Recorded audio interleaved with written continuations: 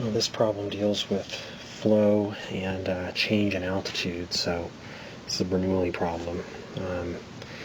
The way we start with a Bernoulli problem, the way I usually start is I start with all the variables out here, and let's see what we can simplify.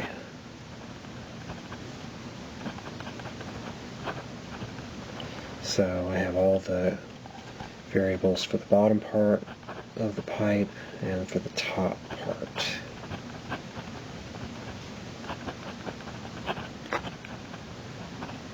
Alright, let's go through these one at a time. So, reading the problem, we're told that the pipe is open to the air at both ends, but the pump adds additional pressure to move water through the pipe at the bottom end.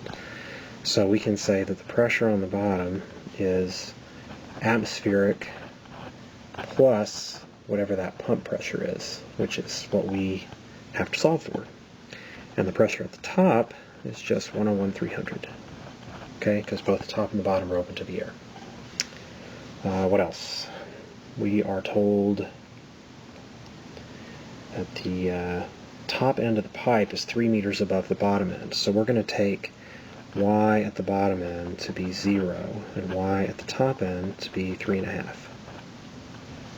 Okay, as for the other term, rho, or density, this is water, so rho is 1,000 kilograms per cubic meter.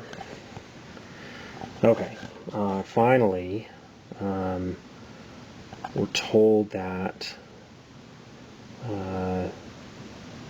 at the top end of the pipe, water flows out. Yeah, and also we're told in that last sentence that the water is initially at rest when entering the bottom of the pipe. Alright, great. So V bottom is 0. Now V top, they don't tell us, but they do give us some information. They say that water fills a 1-gallon container in 8 seconds, and they tell us the diameter of the pipe. So that gives us a clue as to how to proceed. See, right now I've only got 2 unknowns, V top and P pump. Those are the only 2 unknowns in the problem. So if I can find V top, I got it made. So, so water's filling up a 1-gallon container in 8 seconds. So that's a flow rate. So the flow rate, which is the area, the cross-sectional area of the pipe multiplied by V, and that's V top, that's equal to the amount of volume divided by time. Okay. Now the cross-sectional area of this pipe is pi times the diameter over 4, diameter squared over 4, which is this little number here. Okay? The volume, that's in gallons, right? But I need that in cubic meters, so our conversion factor is 1 gallon, and I'll convert that into liters. I'll do the whole 9 yards here.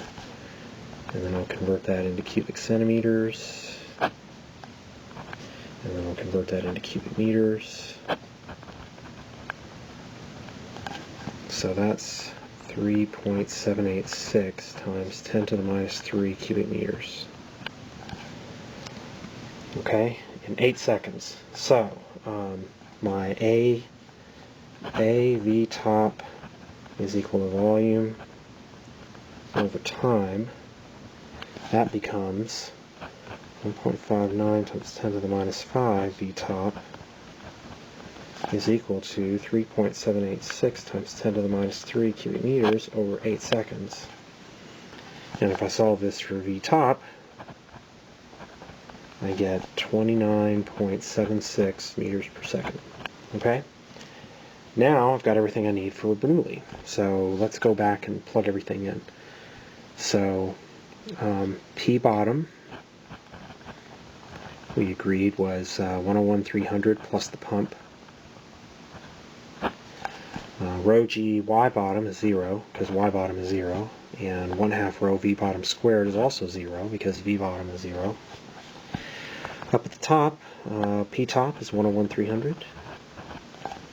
And then rho G Y top is 1,000 times 9.8 times 3.5. And then 1/2 rho V top squared is 1/2 and 1,000 times 29.8 squared. Okay, now you can subtract 101/300 from both sides. It's not the same as dividing by it. We're subtracting it from both sides. And we're left with P pump is equal to this term here, which is 34,300, plus this term here, which is 443,000. So that works out to be 480,000 pascals.